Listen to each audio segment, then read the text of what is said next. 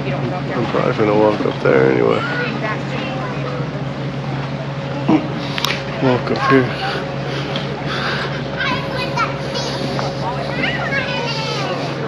Good afternoon, my name is Michael. I will be your canon captain today. Welcome to Grandeur, Grit, and Glory since 1847, a tribute to the Grand Hotel's rich history. The Grand Hotel has welcomed generations of guests since it opened in 1847. An enduring landmark and tribute to Southern hospitality, the rich history and traditions of the Grand Hotel, the Queen of Southern Resorts, still exist throughout the resort. Underneath all these beautiful oaks, history still lives. We have served as a Confederate hospital, a World War II training site, and now the world-renowned resort and golf course, and part of the Robert Trent Jones golf trail.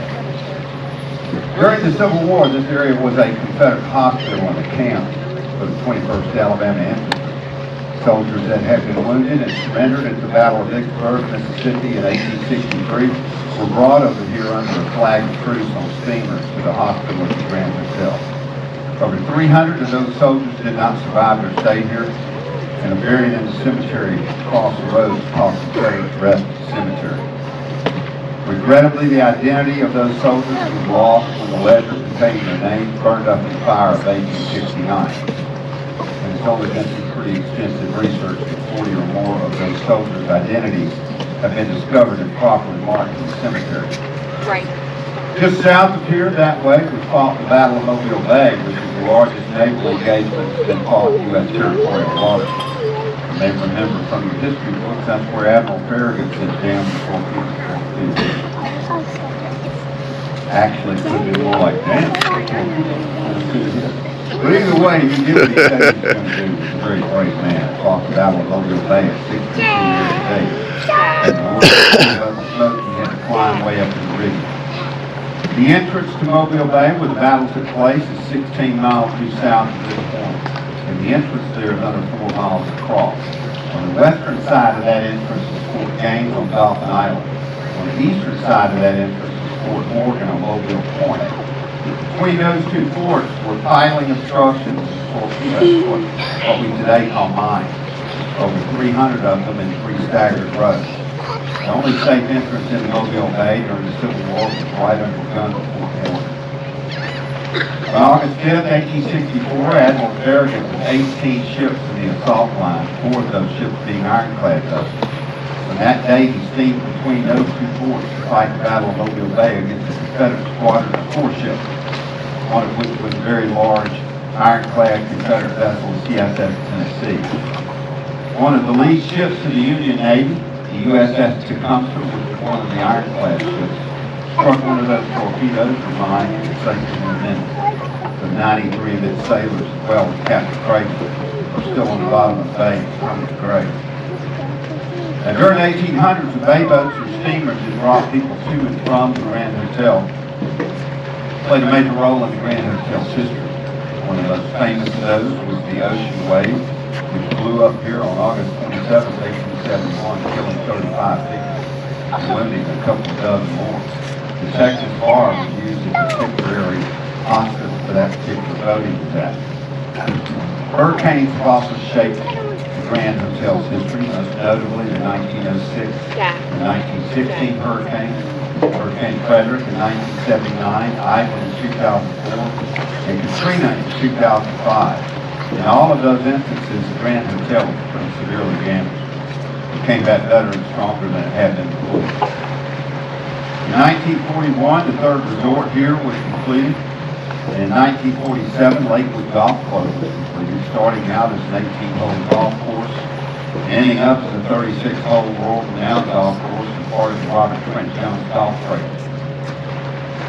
And during World War II, this whole area served as a training facility for the U.S. Army, Air Corps, and Naval personnel in what they called Operation Ivory Soap. And that's where the Navy and the Merchant Marines were training U.S. Army, Air Corps, ground service personnel how to be Navy, so they could safely man ships across the Pacific and set up air bases, floating machine shops, floating aircraft repair facilities in places like Guadalcanal, Guam, and the Philippines, fighting against Japan.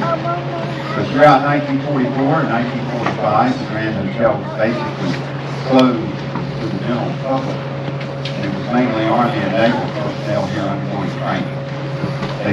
trained over 5,000 troops here during World War II. So that was a pretty significant contribution to the war effort. When we celebrate freedom, we want to honor all of our soldiers and military personnel, past and present. Whether they're alive, passed away, or lost in battle, they are all Americans, because we're all American country. We especially want to honor those who have served in the military in the past, or are currently serving and are present here today. If you have served or are currently serving in the military, please raise your hand. Thank you,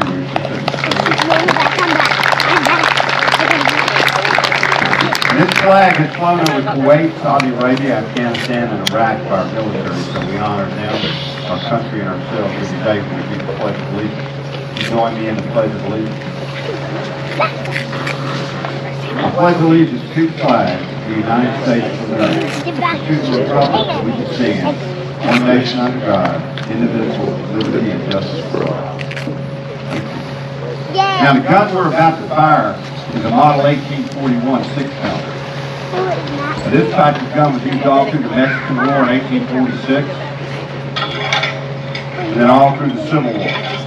By the end of the Civil War, most of these have been replaced by rifle artillery, or the newer 12-pounder Napoleon that was bronze like this also. This gun would fire a 6-pound exploding shell 1,525 yards. That's a few hundred yards short of a mile. And that's at 5 degrees elevation with a 1.25 pound service charge of black powder. So we're only going to shoot about a half-pound charge in it today, so it's less than half the original powder charge. Plus, we're not going to put a cannonball in front of it, because the Coast Guard kind of frowns on doing this. The canister round for this gun weighs twice as much, 12.5 pounds. And the canister round is a long can filled with round ball bullets like a big shotgun shell. A round of canister could contain up to 250 69 caliber round ball bullets in every round of canister. Normal crew on a gun like this was 8 people, and that was including the gun and the limber, which was a 2-wheel cart behind the gun carrying the ammo box. They could fire 3 rounds of canister a minute, 1 to 2 rounds of spherical case or shell per minute, or every 2 minutes, depending on how much they had to re-aim the gun after it was fired. Now the gun is loaded. That's a bent prick, and that secures the powder charge. You expose the powder to the fire with friction primer. We use a Cannon friction primer just like the original. When I pull it, it will fire immediately. The command is to stand clear and fire. We're going to say, God bless America, stand clear, and count down 5, 4, 3, 2, 1, and fire at that point. You might want to cover your ears or your shoulders ears because it's still loud. We'd love you to count down with us, be part of the gun crew. The reason the command stand clear is given as part of the drill. If this gun wasn't bolted down and we were firing a heavy blank charge or a live round, this gun would recoil and it'd run over you.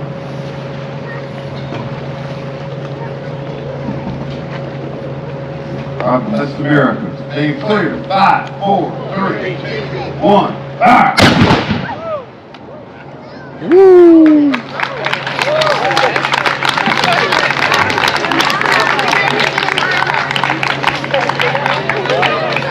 Every day here at the Grand Hotel, we celebrate its unique history and traditions over the new. Grand Hotel has helped guests celebrate special events and holidays. We have golf, croquet, horseshoes, and other games here on the gaming lawn. A beautiful swimming pool, bicycles, kayaks. You can fish on the fishing pier or along the shore. Play the 36 holes of the world-renowned golf course, part of the Robert Trent Jones Golf Trail. Or just enjoy walking along the bay and enjoying its beauty. For 170 years, people have continued to return to the Grand Hotel for its rich history, traditions, and warm southern hospitality. We hope that people will continue to return for years to come. We genuinely hope you'll make it part of your legacy as well. Thank you for coming to the Grand Hotel.